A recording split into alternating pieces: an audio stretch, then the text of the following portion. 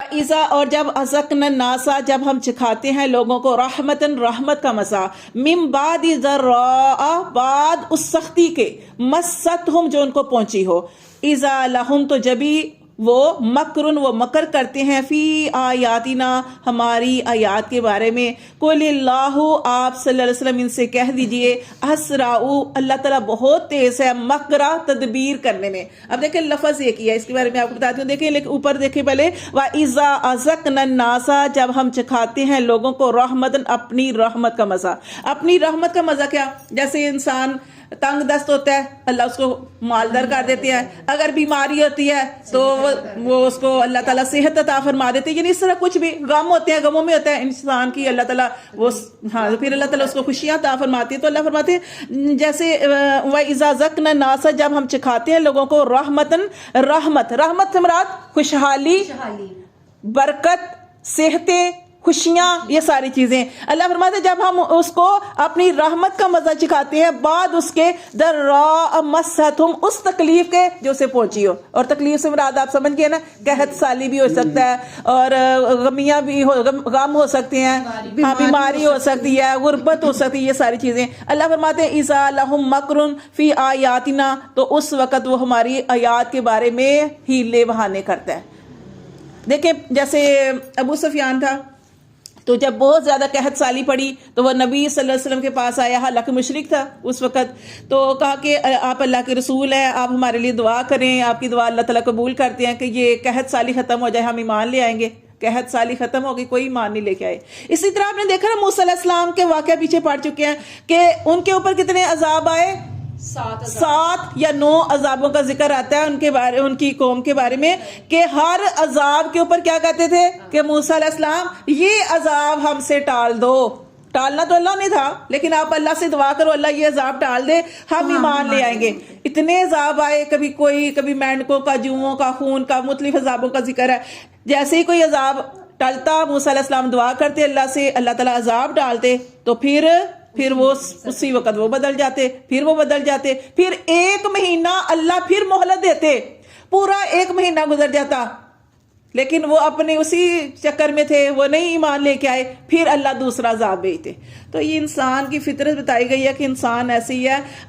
اللہ فرماتے ہیں قل اللہ کہہ دیجئے کہ بے شک اللہ اسرع وہ بہت تیز ہے مکرہ تدبیر کرنے میں. تم مکر کرتے ہو اللہ کی تدبیر سے تم بچ نہیں سکتے, اللہ تعالیٰ تدبیر کرنے میں بہت تیز ہے. انا بے شک رسولنا ہمارے رسول سے مراد یہاں پہ وہ آئیں گے فرشتے. اللہ فرماتے ہیں ہمارے فرشتے بھیجے گئے یکتبونا وہ لکھتے ہیں ما تمکرون جو تم مکر کرتے ہو. اللہ تعالیٰ تو وہ ذات ہے جس نے یسیروکم جو تمہیں چلاتا ہے فی البری خشکی میں والبحری اور دریا میں. اللہ چاہے تو اس زمین کے اندر تمہیں دنسا دے, اللہ چاہے تو پانی کے اندر تمہیں ڈبو دے, لیکن اللہ کی ذات وہ ہے کہ تمہیں خشکی میں چلاتا ہے اور دریا کے اندر جیسے جو کشتی کے اندر سوار ہوتے ہیں, حتیٰ یہاں تک کہ اذا کنتم جب تم ہوتے ہو فی الفلک کی کشتی میں, وجرینا اور وہ کشتیاں چلتی ہیں بیہم ان کو لے کر بریح طیبات پکیزہ ہوا کے ساتھ, یعنی خوشگوار ہوا کے ساتھ چلتی ہیں اور انسان بھی بڑے مزے سے چل رہا ہوتا ہے. اللہ فرماتے ہیں وَفَارِحُ بِهَا اور وہ خوش ہوتے ہیں, خوشی یہ سفر کرتے ہیں, انجوائے کرتے ہیں. جَاءَتْهَا تو پھر آتی ہے ان کے پاس ریحٌ ہوا آصفٌ تند و تیز. اچھا یہ آصف اگر عین سے نام ہونا تو یہ فوراً بدل دینا چاہیے. آصف کا مطلب ہوتا ہے یہ والے عین کے ساتھ آصف جو ہوتا ہے تند و تیز ہوا یعنی آندھی, ٹھیک ہے. اور ایک اگر ہو سین کے ساتھ اگر سین کے ساتھ ہو تو غم, ٹھیک ہے, وہ الف کے ساتھ ہو وہ ٹھیک ہے, ویسے آپ کو یہاں بتا رہی ہوں کہ تو اللہ فرماتے ہیں وفاری ہو,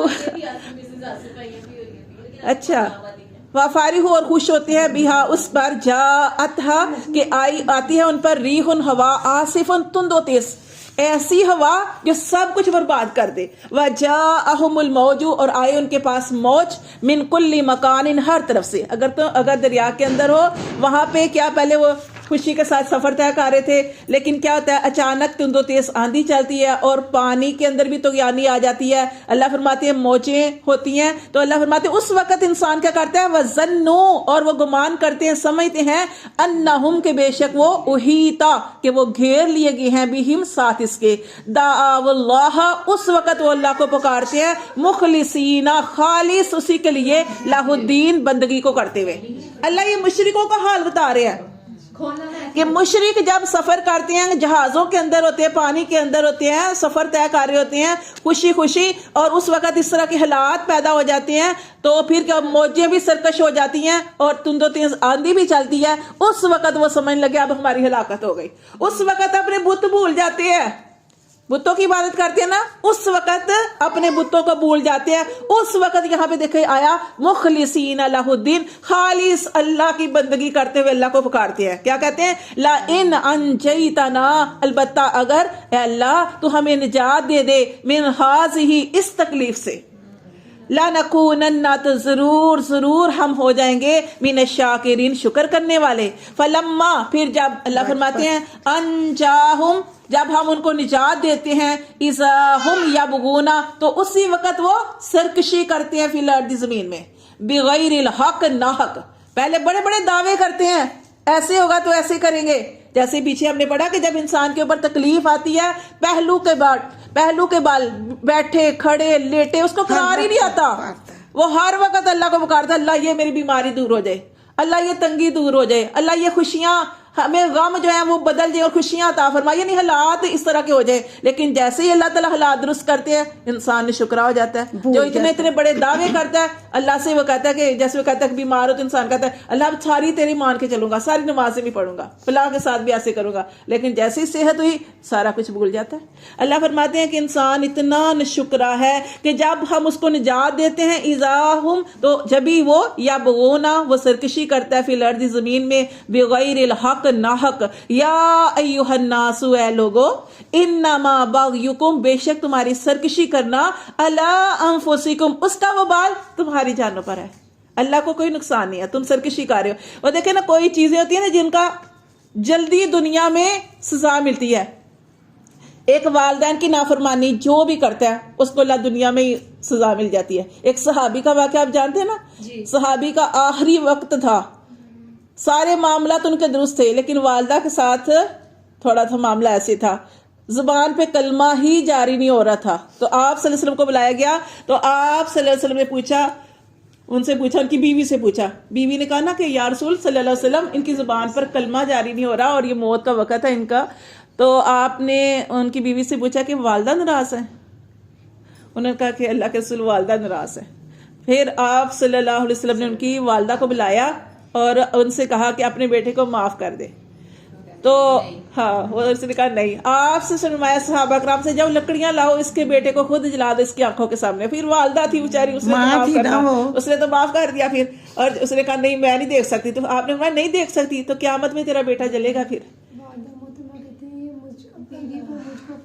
ہاں تو یہ کیا تھا، وہی معاملہ یہی تھا کہ بیوی کو ماں کے آگے بیوی کو زیادہ فوقیت دیتا تھا، تو اس طرح کا معاملہ تھا. تو پھر جیسے انہوں نے معاف کیا، ماں نے معاف کر دیا تو زبان پر کلمہ جو تھا وہ جاری ہو گیا. تو یہ جو ہوتی ہے نا دنیا میں جس کی سزا ملتی ہے فوراً، وہ یہ ہے جس کو کہتے ہیں مکافات عمل، یہ ضرور ملتی ہے. اور ظلم، اگر آپ نے کسی کا ظلم کیا ہے، دھوکہ کیا ہے، فریب دیا کسی کو، اس کی بھی سزا دنیا میں مل جاتی ہے.